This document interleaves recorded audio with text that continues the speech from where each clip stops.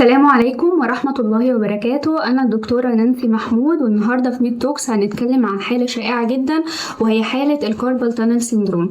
لو بتصحى كل يوم وتحس بتنميل أو وجع شديد جدا في إيدك، وكمان لاحظت إنك في آخر فترة ما بقتش تقدر تمسك أي حاجة كويس، فصدقني الموضوع مش صدفة ومش إرهاق عادي، أنت بتعاني من الكاربال تانل سيندروم، وهي متلازمة النفق الرزقي. في الفيديو ده هوضح لك إيه هي الكاربال تانل سيندروم، وكمان أسبابها وإزاي نقدر نعالجها. الكاربال تانل سيندروم هي حالة بيحصل فيها كومبريشن أو ضغط على الميديان نيرف اللي هو العصب الأوسط في ممر ضيق في الإيد اللي احنا بنسميه الكاربال تانل. الكاربال تانل موجود في المكان ده بالظبط، لما بيجي الميديان نيرف يعدي جواه بيحصل عليه الضغط. الميديان نيرف مش عصب بسيط خالص، الميديان نيرف بيديني إحساس لمعظم أصابع الإيد بداية من الإبهام، ونعد 3 صوابع ونص، 1 2 3 ونص الرابع بيدي إحساس للمنطقة دي، وكمان بيغذي عضلات مهمة جدا في الإيد. إيه هي بقى أسباب الكاربال تانل سيندروم؟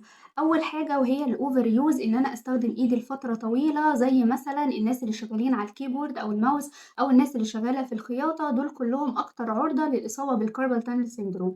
تاني حاجة التهابات في الأوتار اللي بتعدي مع الميديان نيرف في الكاربال تانل، فبالتالي بيحصل فيها تضخمات وتبدأ إن هي تضغط على الميديان نيرف. ممكن الموضوع يكون سيستماتيك، زي مثلا الحمل نتيجة التغيرات الهرمونية، أو قصور في الغدة الدرقية، أو السمنة، أو الروماتيك فيفر اللي هي الحمى الروماتيزمية، أو السكر اللي هو الدايابيتس.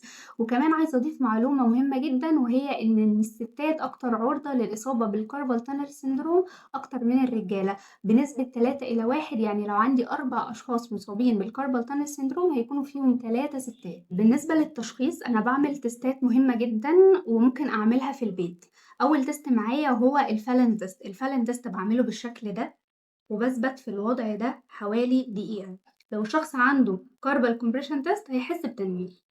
تاني تيست أنا بعمله هو الكاربال كومبريشن تيست، وأنا باجي بالصنب بتاع الإيد التانية وأضغط على النفق نفسه واستنى دقيقة. لو الشخص عنده كاربال تانل سيندروم هيحس بتنميل برضه في ايده. كمان بحتاج رسم العصب، وده للتأكيد من التشخيص. هنعالج حالة الكاربال تانل سيندروم ازاي؟ العلاج بينقسم لحاجتين، وأول حاجة وهو العلاج الغير جراحي، وتاني حاجة هيكون العلاج الجراحي. طبعا أول حاجة احنا بنلجأ لها وهي العلاج الغير جراحي. العلاج الغير جراحي أول حاجة أنا بلبس البيشنت كبيرة مسائية بيلبسها طول الليل، علشان أحافظ إن الريست بتاعه يكون في وضع معين، وبالتالي ما يحصلش أي كومبريشن على الميديان نيرف. تاني حاجة بياخد حقن كورتيزون علشان تقلل البين، بتقلل الالتهابات. بالنسبة بقى للإكسرسايزز اللي احنا هنعملها، فاحنا هنقسمها ل5 أجزاء. أول حاجة الرينج اوف موشن اكسرسايزز، تاني حاجة هيكون الستريتشنج اكسرسايزز، تندون جلايدنج ونيرف جلايدنج وسترينثنينج اكسرسايزز. أول حاجة اللي هو الرينج اوف موشن اكسرسايزز، هتعدل بس في الشكل كده عشان نشوف. رينج اوف موشن اكسرسايزز هنعمل فليكشن واكستنشن للريست بالشكل ده كده. الموضوع يكون بالراحة، مش قوي ولا بسرعة قوي، عشان نعمل الرينج اوف موشن بالشكل ده، فليكشن واكستنشن. تاني حاجة هنعمل radial ulnar deviation بالشكل ده،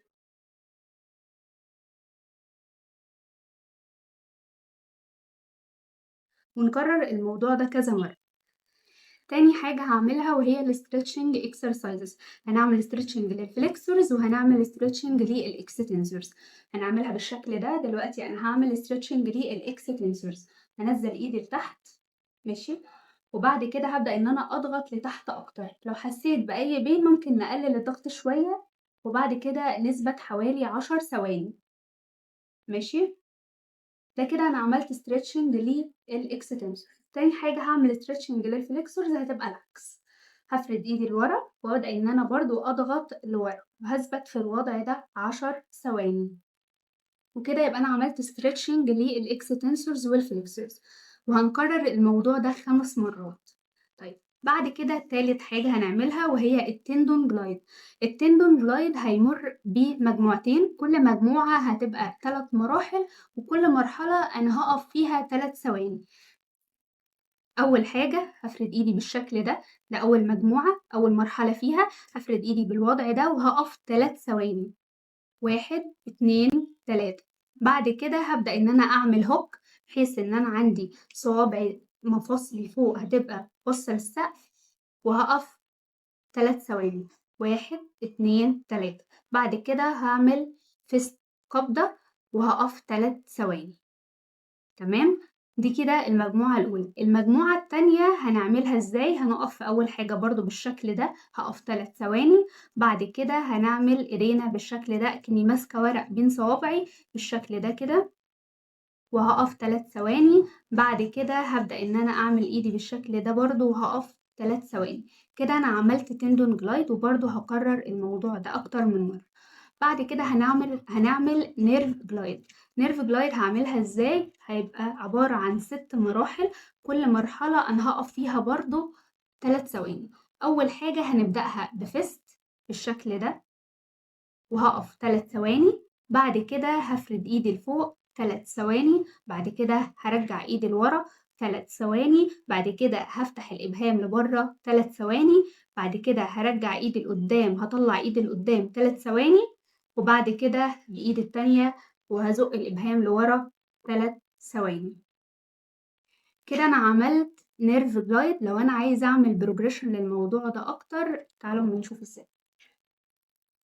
اول حاجه هفرد ايدي جنبي بالشكل ده، واحافظ ان انا عندي البالم يكون فوق وش ايدي باصص للسقف، وحافظ برضو ان انا عامله اكسترنال روتيشن. بعد كده هعمل اكستنشن في الريست وفي صوابعي تبقى مفروده وايدي تبقى مفروده لتحت كده بالشكل ده.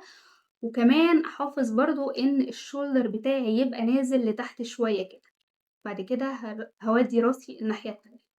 تمام، نبدأ نعمل جلايدنج ازاي. انا وديت راسي الناحية التانية، يبقى هعمل ايدي بالشكل ده. بعد كده هودي راسي ناحية ايدي، هعمل ايدي بالشكل ده، ونبدأ ان احنا نعمل كده.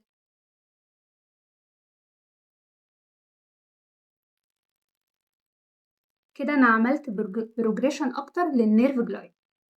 اخر حاجة بقى انا هعملها اللي هي السترينثرينج.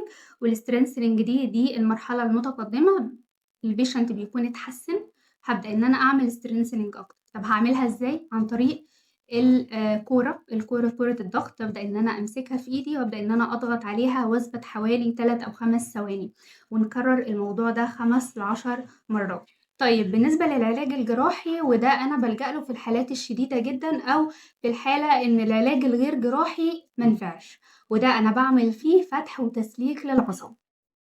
ولو حسيت بأي أعراض شبه اللي وصفناها ما تستهونش بيها، التشخيص المبكر بيخلي فرصة الشفاء أعلى وأسرع. ابدأ بالخطوات البسيطة اللي احنا قلنا عليها زي الجبيرة وزي التمارين البسيطة، ولو ما حصلش أي تحسن استشير طبيب متخصص. وبس كده، دي كانت أولى حلقاتنا في ميد توكس. ما تنسوش اللايك وسبسكرايب والشير وتفعل زر الجرس عشان يوصلك كل جديد.